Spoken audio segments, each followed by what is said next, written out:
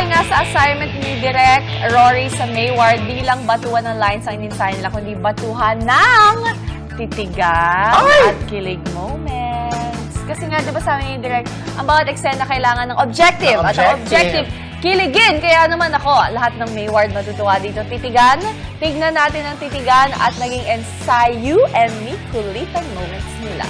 Ensayo and me. Na? Wait lang kasi ang baho ng utot ko. Sobrang baho talaga.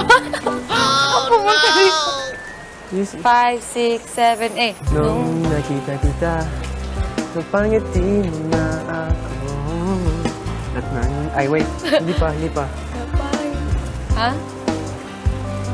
Ay, sige, I look at you kasi nang lumapit ka when you come.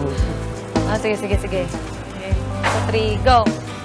Nung nakita kita, napangiti mo na ako.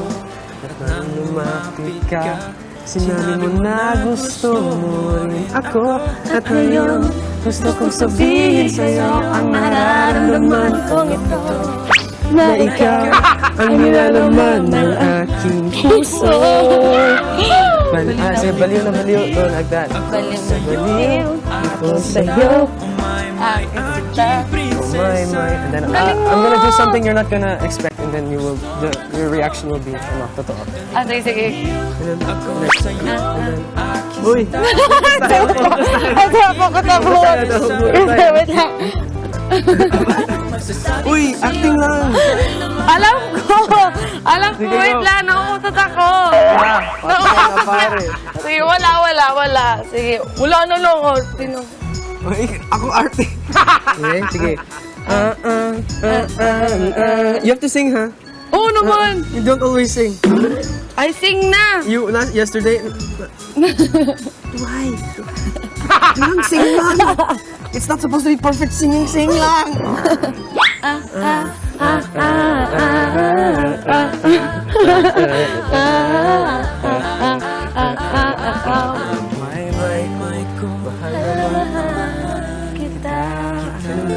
Yay!